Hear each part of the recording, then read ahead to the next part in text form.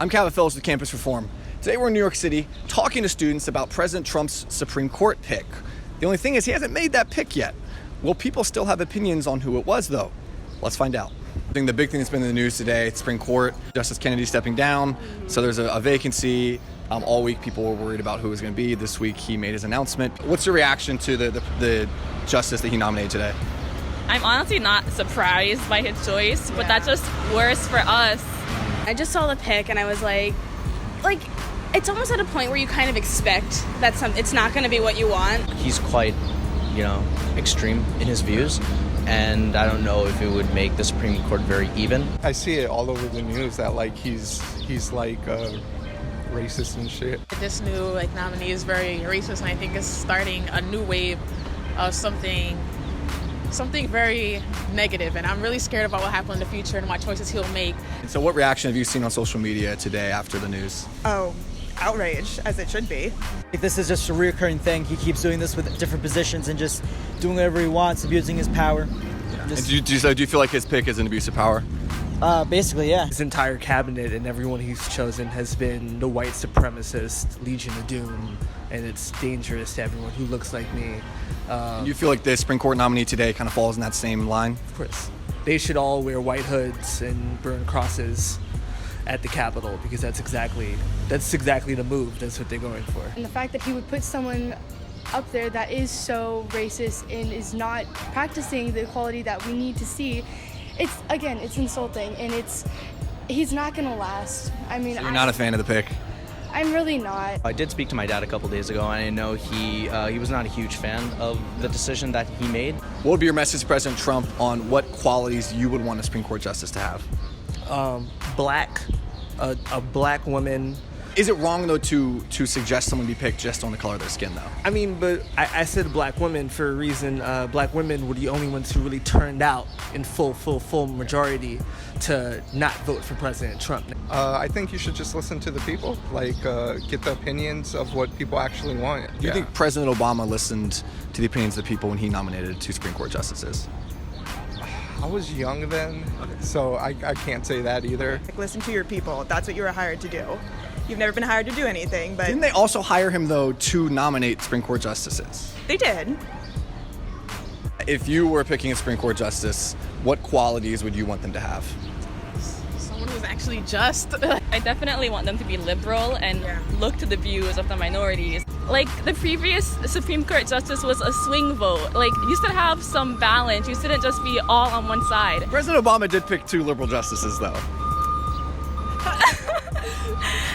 But now it's all conservative. We have to just keep getting our voices out there. Keep resisting. Yeah, we have to. Because, obviously, if that's his pick, then, there's nothing we can truly, do as, citizens other than, really get our voices out there that is not. Austin, Texas, a city of great coffee, great food, great conversation, and people who want to vandalize our property and see us die. Meet He's just your local transgender juice barista who calls for acts of violence in his spare time. What kinds of acts? Like publicly posting our specific location with calls to visit us, slash our tires, and teach us lessons ensuring that we'll never make ourselves vulnerable again. How do we know that he, she, Z meant business? Because he, she, Z said so while recruiting the same friends who helped him deface the Robert E. Lee statue at UT. Silly. That's a crime too. Hey, pretty good. Remember me? No. No? You don't remember me at all? Stephen Crowder at all? No, not familiar? No. This is you threatening to slash my tires here? Oh my god, dude. You need Remember to this? chill out. Slashing my tires, and actually, funny enough, also the Robert E. Lee statue seems you helped deface. We're trying to work. Let me ask you, why do you think it's okay to threaten to slash someone's tires? Hey, I didn't do it. Predictable, Z. The first instinct is always denial. But why did you do this, oh man? Well, you realize that you put our crew in danger. danger. Lucky for us, we had a Bristol board. How about you check this out here? Before we'll leave this. I'm a conservative who has a difference of opinion from you, and I've never threatened actions of violence. I've never threatened to slash anyone's tires. You need to get out, or we're gonna call the police. You know what? Let's call the police officers. Because matter of fact, we actually have. No. Actually, I would like to speak with the police. We're about to file a report very soon. Okay, you should do that, man. This is a part of being a man, is owning up to the actions here. When you threaten violence against someone. When you threaten violence against someone, part of being a man is taking ownership of your actions, taking responsibility. Please can you understand? Here, look, I'll help you. I'll take your poster outside for you. No, I'd like you to keep it here for when the police arrive. But I would love it for when the police arrive, because that's actually evidence, so I'd like to keep it. So where did you put the board? Absolutely. One of your friends nicely yanked it out of my hands, and he has it outside. Gosh, so they got slightly Yankee. Yeah, so a little Yankee, a little Yankee, a little Yankee. A little Yankee.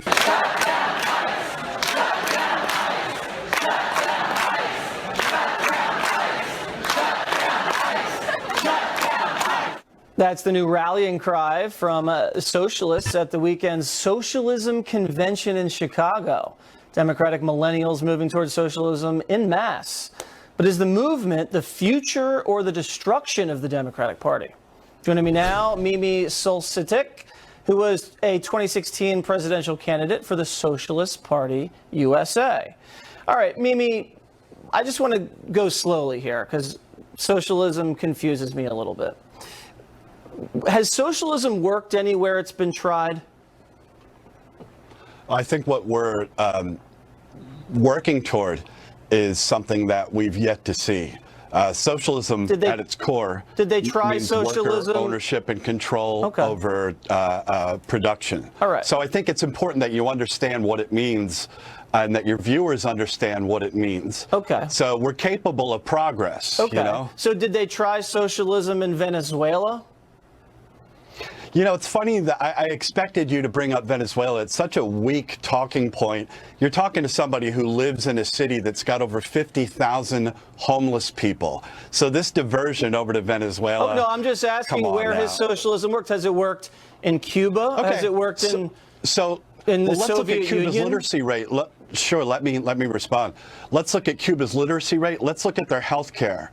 You know, let's look at countries that have universal health care and how they rank against the United States healthcare system. Well, I mean, they far outrank in terms of socialist quality health of care care. in Canada, and a lot of the rich Canadians come to America to get their surgery. But let's just move on. The last time the world. Let's just move on. I don't want to move on because you're wrong. Okay, that's your opinion. And you don't even care that you're wrong, which is bizarre. No, I don't believe I'm wrong, but that's fine. We can move on. I just don't want to get bogged down on other countries. Let's focus on America here.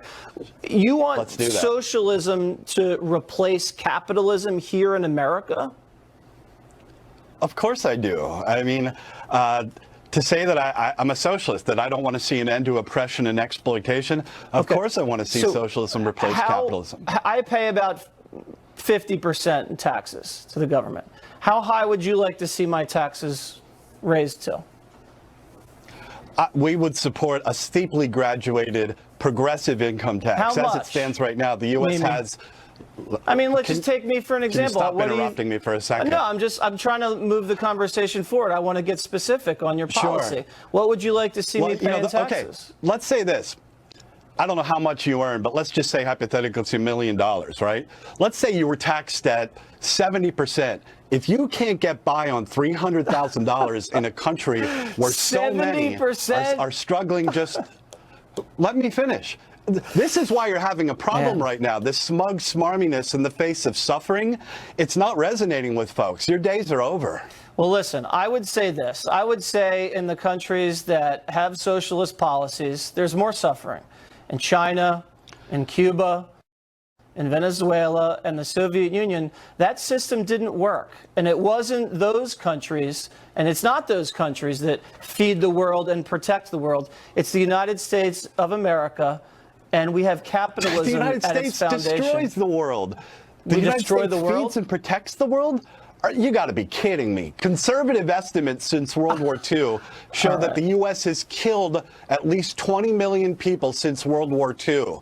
The United States is an imperialist country. Its riches are built on the backs I don't know what you would have done with Nazi Germany. The developing world. I don't know what you would have done with Nazi Germany, but I think America made the right decision there.